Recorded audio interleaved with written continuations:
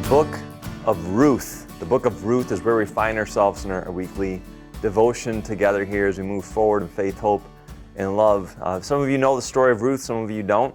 At this point in the history that God is unveiling for us in His scriptures, right? Judges just happened, right? Israel, this nation that God has selected to be a blessing to the whole world, they're struggling, right? They're falling away from God, and all of a sudden they call out to God. God delivers them. And all of a sudden at the end of Judges, you hear everybody's doing what is right in their own eyes. But then all of a sudden you have Ruth, right? And what's interesting about Ruth is she is not part of the Israelite community. She's a Moabite.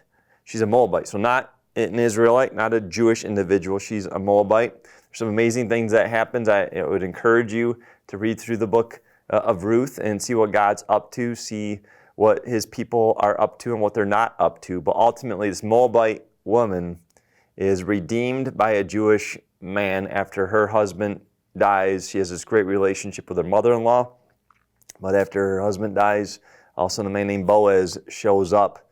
And the rest of the story with Ruth, and it's pretty amazing, right? King David comes through Boaz and Ruth's bloodline, and ultimately Jesus does. What I want to share with you today are two things. The first thing is this, is if you feel that you are insignificant, if you feel little, right, I want you to know that you're not. Right? Ruth seems really insignificant, right? But then she's just in the story and we see how significant she is.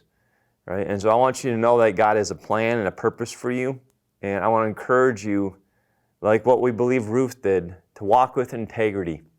To walk with integrity, to walk by faith. And in that, right, you love those around you, even your mother-in-law. And so please know you're not insignificant. You are significant. God has a plan for you.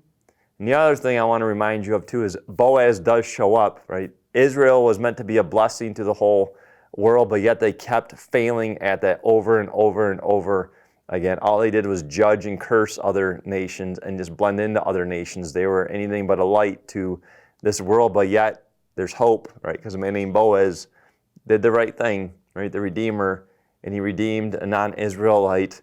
And so I want to remind you not just that you are significant, but that we all have a mission, right? Jesus certainly was all Israel and one, the true Redeemer, to be a blessing to the whole world, right? But you and I can be like Boaz, right? We can be significant as we are called to be a blessing to people who are hurting, people who need value, certainly people who need to know the gospel of Jesus, the good news of Jesus, what Jesus has done for them, forgiveness, the gift of heaven.